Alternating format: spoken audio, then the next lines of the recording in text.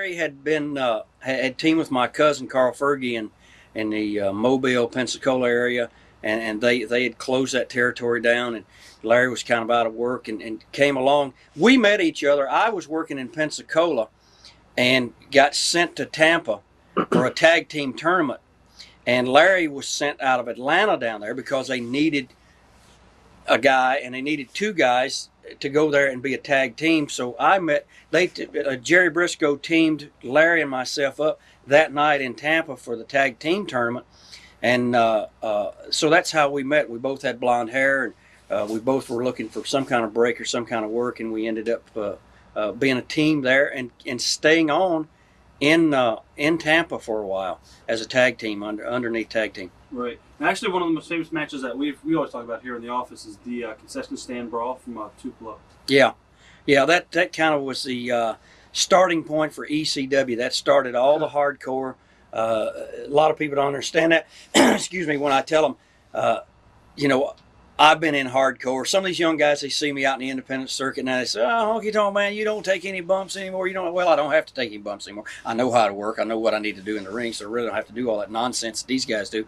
But still, then they think and they look back and they see a scar here or a scar there, and they said, "Well, man, you have done hardcore." And I said, "Brother, I created hardcore with that Tupelo concession stand match."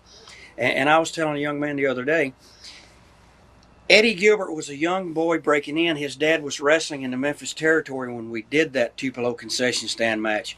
And Eddie just was obviously it made a lasting impact on him. So later on in his career, once he broke in, and I helped break Eddie in, and he had a few matches, and he went on to different places, and he met up with Paul E. and a guy, Joel Goodhart, who scammed a whole bunch of people around Philadelphia, and me included. He ended up then with Eddie Gilbert and seeing that tape, and it created ECW. No matter what they say, ECW guys they can dispute it if they want, but believe me, the Tupelo concession stand match has been duplicated and replayed in arenas around the world hundreds and hundreds of times.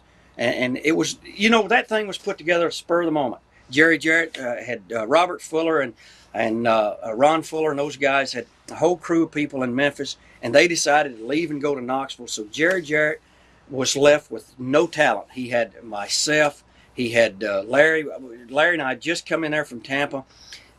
He had Coco, he had Lawler and Dundee and Ricky Morton and Robert Gibson. He virtually had no talent at all. These other guys just left. And he came into Tupelo on a Friday night. He said, "We're going to have to do something. We got to do something to kick this thing off. Everybody's left. Everybody's gone. We got nothing going on here. It's going to die."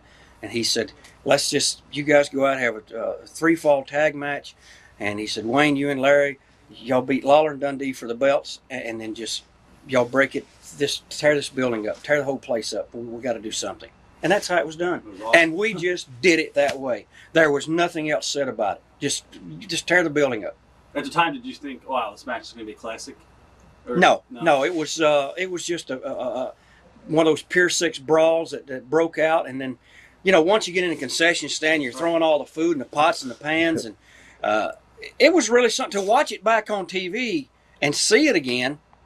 Now I look at it, it was like great TV. This was really, really good stuff, and consequently, they showed it on Saturday morning.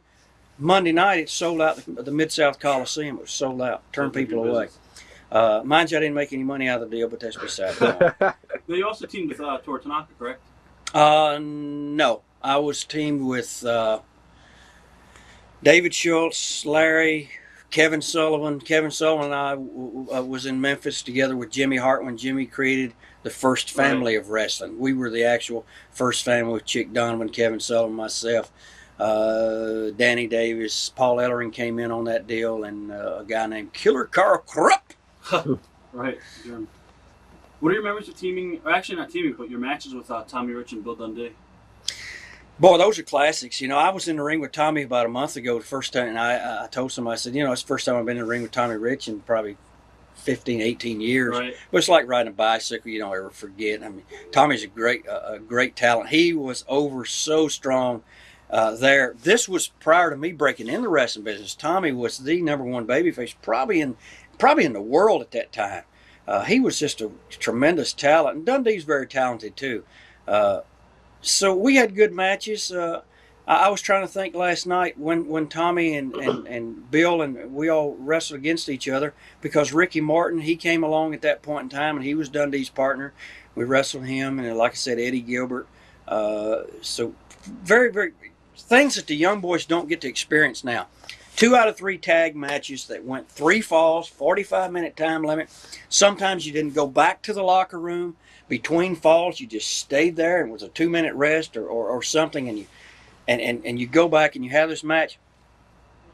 But during that course of time, whatever you did in the first fall, you couldn't duplicate in the second fall or the third fall. So you had to learn to do a lot of stuff. Now, mind you, I tell guys that I worked 4 matches in one night. How did you do that? Well, I worked 3 falls in the tag match, and normally I went out and either worked in the first or the second match and won a 20-minute Broadway, which meant we went a draw for 20 minutes. So whatever you did in a 20-minute match, you couldn't go do in the tag match. So you had to learn a lot of stuff. Some of the young guys today, they don't know that. I mean, what can you do? You take a 20-minute high-flying match, this kid from California, I see him out there, and for 20 minutes he does all these high spots and come back and say, you didn't get a wrestling hold at all. He said, I don't know any wrestling holds. All I know is this high spot match. Well, what are you going to do if you go to Japan or you go to England or you go to Germany? I said, you've limited what you're going to be able to do because you don't know anything. I said, what if the first minute of your match, your opponent blows out his ankle or his knee or his shoulder or his neck, and now you have to get a hold on him because the promoter says, I want 20 minutes. Right. And if you don't give the promoter 20 minutes, I said, what if you're working on TV? What if it's a satellite hookup and you've got to have 20 minutes? You're the last match of the night. And now you can't do it because all you know is high spots. So these young guys have limited themselves that way. That's where we were fortunate when we broke in. We learned and had to learn a lot of stuff real fast. It's true. What are your memories of Bobby Eaton? Probably one of the greatest workers of all time. Bobby, I think, my own personal opinion, Bobby's been overrated as that greatest worker of all time.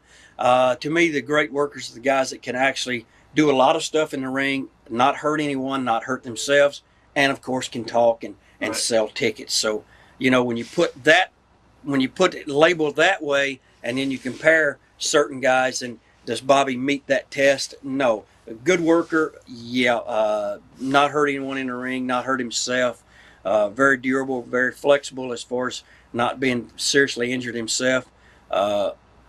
He worked really hard for less pay when he should have made more money. Right. That's the way I look at what Bobby did. Great to me. Great workers are the guys that Total package. that can do it all and also demanded to be paid for their talents. Watch thousands of exclusive shoot interviews right now on TitleMatchNetwork.com.